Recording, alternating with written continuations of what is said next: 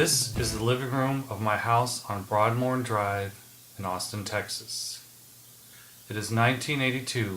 I am 12 years old and sitting in front of my new computer, a Commodore 64.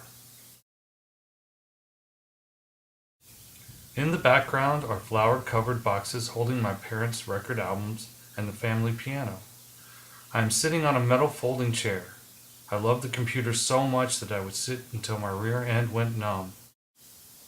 At the time, my sister Karen, my father Jose, and my mother Joanna lived in the house. My sister, age 10, and I played a lot in the living room.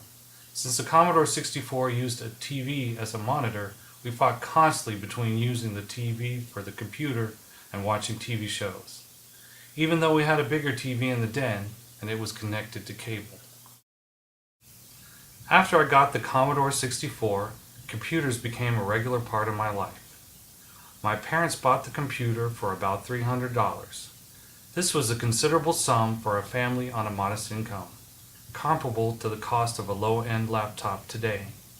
Some selling points for the Commodore 64 were that it didn't need a special monitor and had advanced graphic and sound capabilities.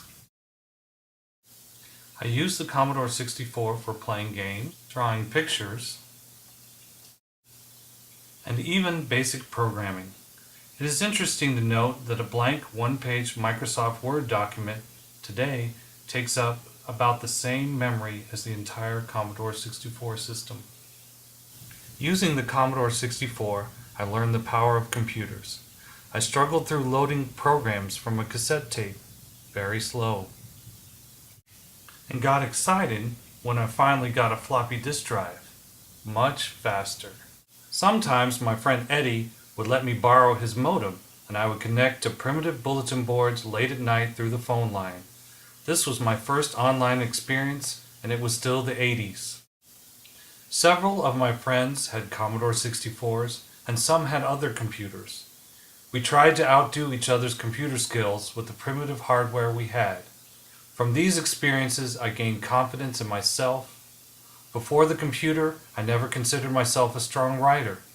The Commodore 64 had a basic word processor that even had a spell check, and I used it whenever possible. I took it to college and used it to write papers and play games in my dorm room. Sadly, it died in 1989, but I graduated with a degree in English. I consider it my giving tree. After my family moved from the house, I never saw that living room again. I did, however, buy a Commodore 64 at a garage sale, so I still have one that works. And I kept my old discs. I'm really never far from my Commodore 64 because, yes, there's even an iPhone app for that.